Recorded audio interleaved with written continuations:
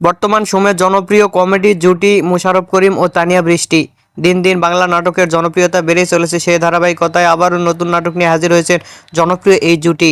নাটকটির নাম ঘ্যাটতারা জামাই বউ। এই নাটকটিতে অভিনয় করেছেন বর্তমান সময়ের আলোচিত অভিনেতা মোশাররফ করিম ও আলোচিত অভিনেত্রী তানিয়া বৃষ্টি।